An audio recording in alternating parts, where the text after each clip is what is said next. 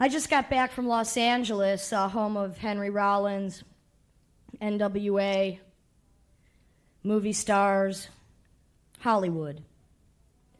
And I went out there looking for some kind of a permanent vacation. It only lasted about 7 days. But while I was out there, like the same thing I do when I come to any town, this town included, I go out there with one reason in mind, and that's to try to suck up on the natural resources. You know, I'm kind of a talent coordinator. So being in Hollywood and all, I thought I would do like the decadent Hollywood trip that I heard so much about. You know, everyone acts like they're a movie star or a rock star, and everyone drives limousines, so I got into a limousine, and I did the Hollywood trip. That's like the champagne enemas and the Coke, and I had my own video cam scam artist in the back of the limousine because, you know, everyone in Hollywood's making their own movies, and, you know, I kind of make movies too. As a matter of fact, I think the last time my film was here, a bunch of male and female so-called feminists tried to destroy my film Fingered, but they got the wrong film, haha. I've also been bottled in the head here. It didn't work. Next time, try a six-pack. So I'm in the limousine with the champagne enemas and the cocaine and the video scam cam artist documenting my every movement. And, you know, I like to pose. I'm trying to adopt always the right pose. And we're driving up to Sunset Boulevard up to the Hollywood Hills because if you're in Hollywood, well, you've got to stay in a condominium.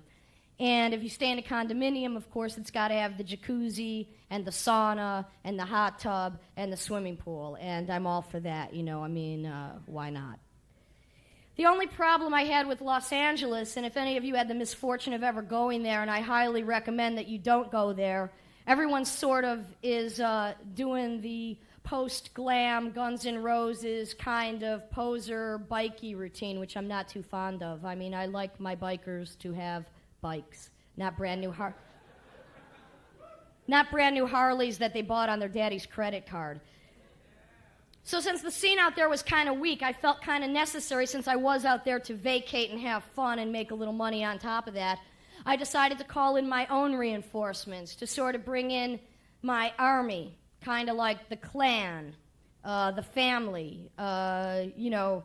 So suddenly I find myself surrounded by this clan of what I would term divine horsemen.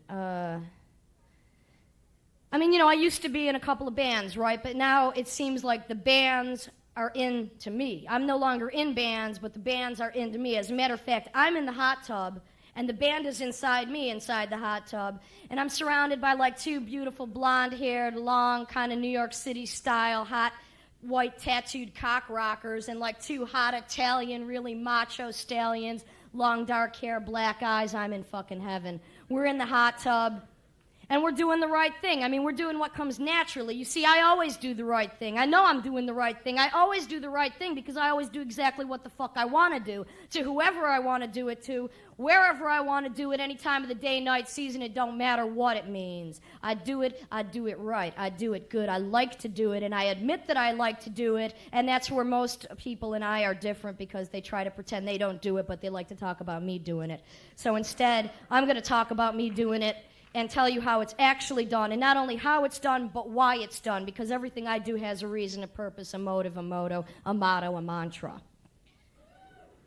So I'm kind of on the Love Boat cruise, you know, surrounded by the two blondes, the two brunettes, and I mean, okay, face it, I mean, I only want to hang down with the big, hard guys. I mean, the guys with cocks the size of my forearms, tattoos all over their arms, and they're there for one reason. They're there to drink in the wine of my youth.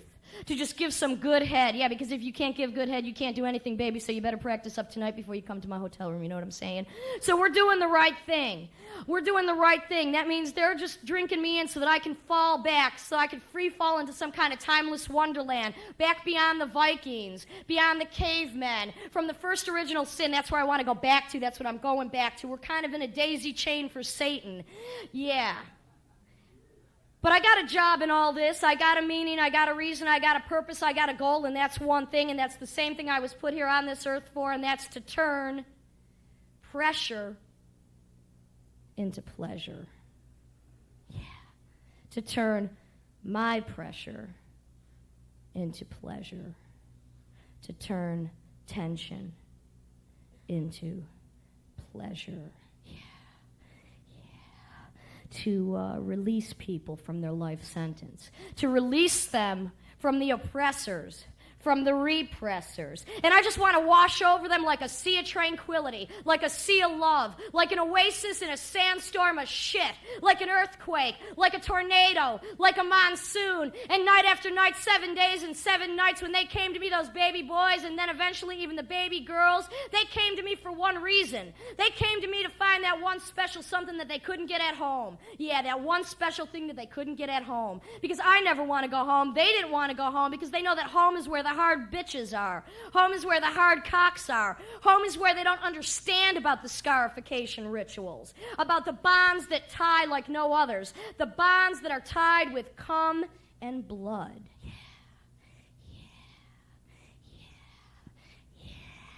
And they'd circle around me like a tribe, a clan, a family, like the kings of men, like the gods of men, like the kings of sex. And I'd be doing what I do best. I'd be coddling them. I'd be cuddling them. I'd be fondling them. I'd be sucking them. I'd be fucking them. Hey, I am proud. I'm not proud. I'm not jealous. I'm not hung up. I'm not inhibited. I'm just doing the right thing. I'm just offering them that sexual healing because that's what it's all about. Yeah, sexual healing.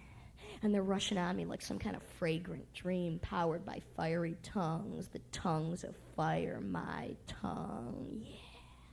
Yeah. And I'm going to get it while the getting's good. I'm going to get it while it's good and hard. I'm going to do it. I'm going to do it. I'm going to do it. Because when I get back to fucking New York City and I'm sucking sewage again and I can't get fucked to save my life because I get fucked, it might cost me my life, and I'm not ready to die for my sex life yet. Although if it happens, I mean, what the fuck?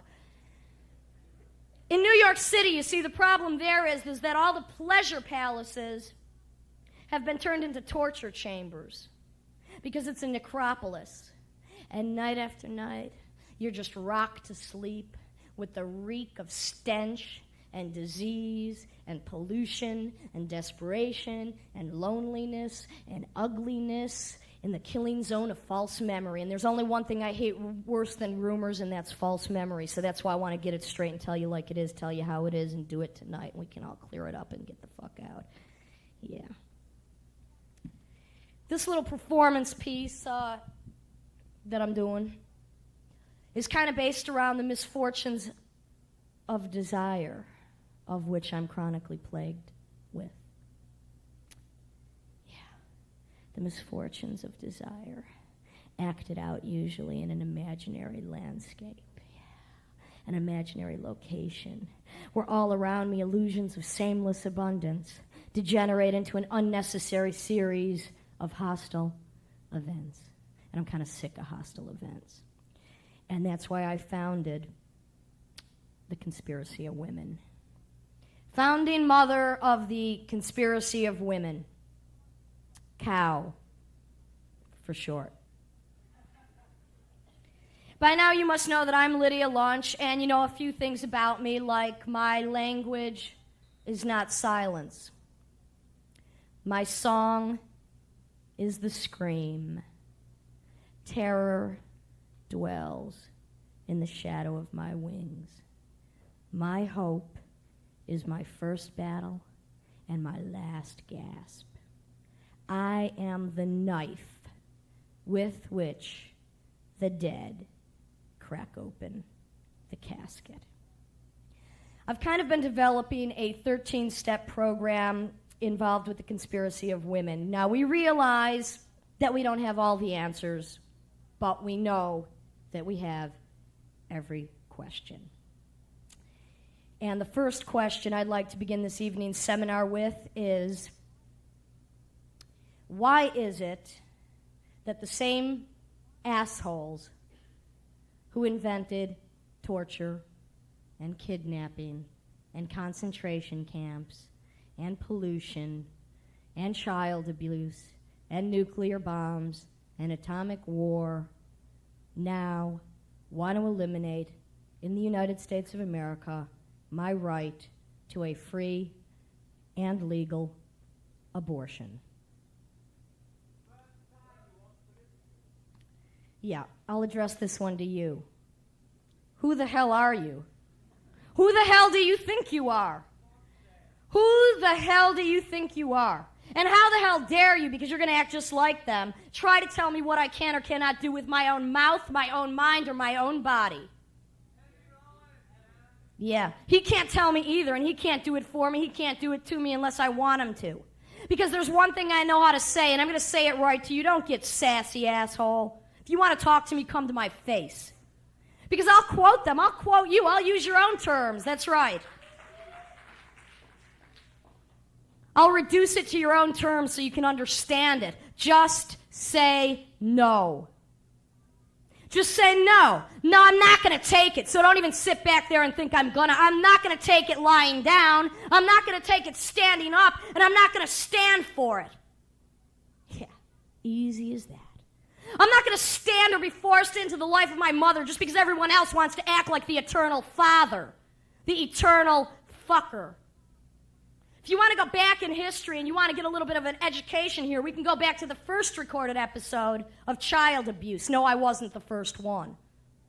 We can go back to the first recorded episode of child abuse, who was our hero, that idiot, Jesus. The man that was fucked up and fucked over and held up as some kind of religious icon who was meant to be worshipped. Because it was pounded into him from day one with every fucking nail that went into his fingers, his toes, his arms, his belly, his chest. The only way to heaven is through divine punishment. The only way to heaven is through divine punishment. And I say, fuck that. I am not familiar with the geography of heaven. And I refuse to be punished for the sins of my mother, of my father, of my brother, of my lover, of some asshole. I refuse. If there's any punishing to do around here, and if you think you need some punishing and you keep your mouth going and you're going to get some, you can come right up here and I'll gladly dish it out. No problems. No questions asked. No two ways about it. No problem. Yeah, I know, I heard it all before. Oh, Jesus died for somebody's sins, but not mine. Hey, not mine, baby, and not his either. Not his either, but for somebody else's. For somebody else's. And I refuse to be punished for the sins or the ignorance or the mistakes of somebody else. So don't get me going. Don't do that. Don't do that, because it only irritates me. It doesn't help me. It doesn't make me feel good. When you put your hands together, put them down here and think about me good, strong, and hard. Yes, yes, yes. And speaking about death, which this country was founded on, my father died 2 days ago of a cerebral brain stroke, which kind of worries me because I'm chronically plagued with migraines. And although he lived to be 57, and I don't expect to do the same, it was a little bit weird. Not that he died, but the fact that now that he's dead and cremated, my mother has enshrined his ashes on the Sears and Roebuck mantelpiece above the fake fireplace next to the chairs with the plastic covered on them. And they pray to him now every day and night. You know, she told me, she had to confess to me. I had to call her on the phone from Hamburg, and she had to tell me, 34 years is a long time to be married to somebody. I said, yeah, to anybody. And old habits, well, they're just hard to break. I mean, bad habits are hard to break. And he had every fucking bad habit in the book.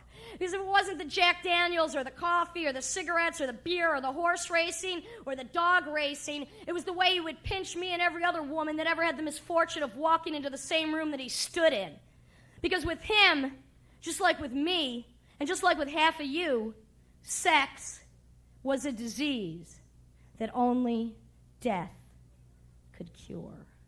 But where I want to draw the line between me and him is that I want to make sure that all my excuses don't go on until my grave. That I don't keep blaming him now that he's dead for my problems. Now that he's gone, maybe so are my problems too.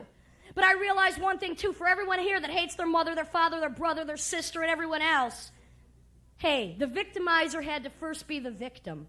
And that's how the series and the cycle of abuse gets carried on. So you don't have to procreate.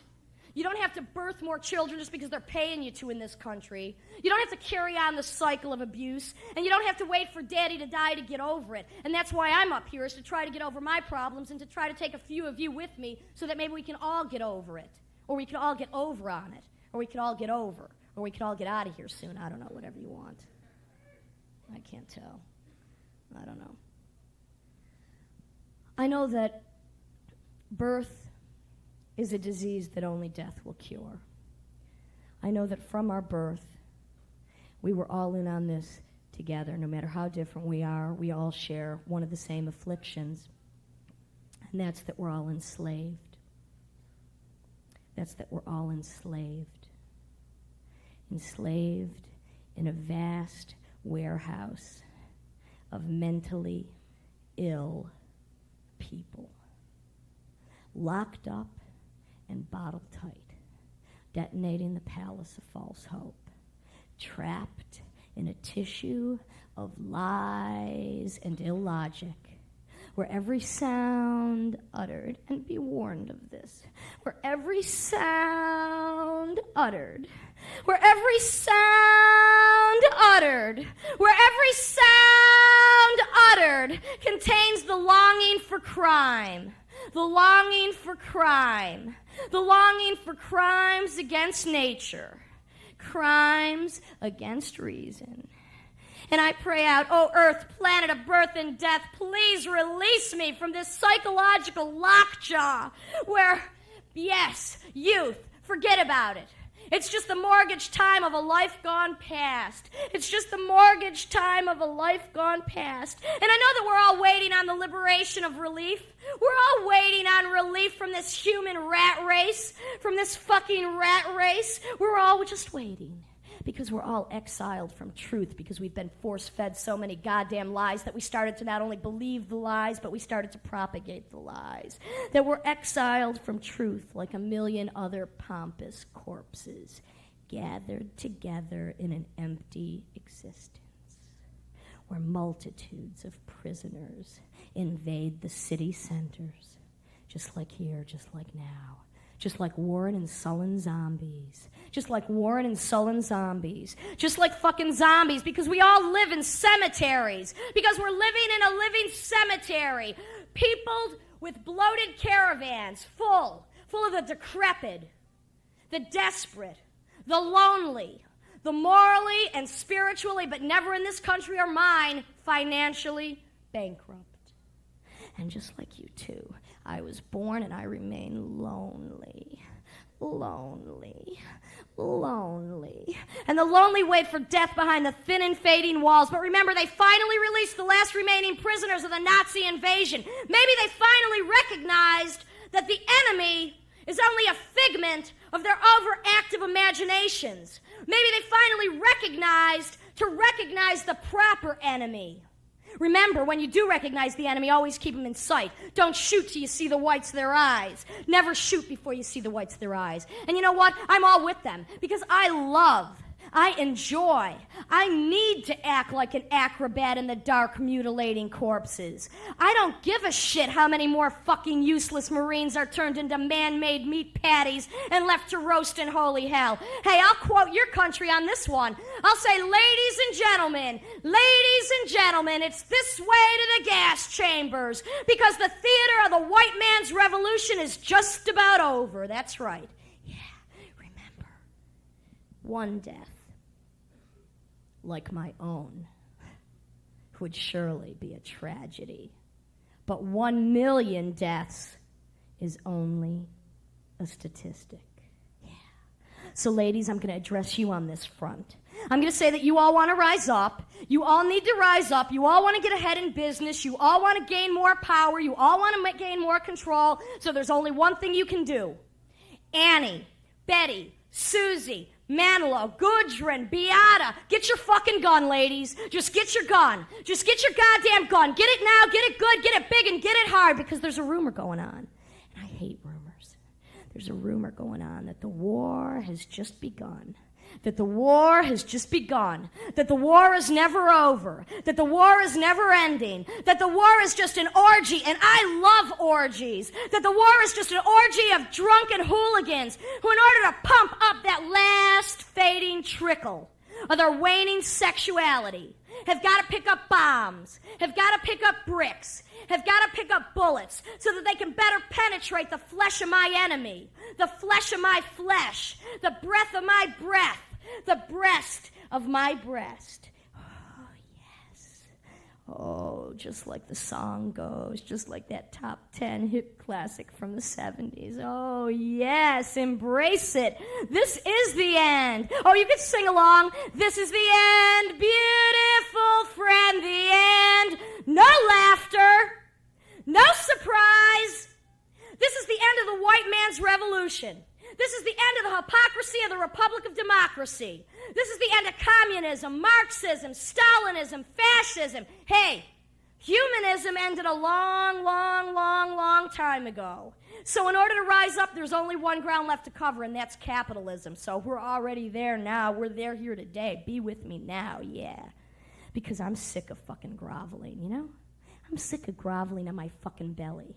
I'm sick of groveling in this puny and pathetic landscape where I wander city to city, country to country, continent to continent, and every day when I wake up, I'm still plagued with the same question: why?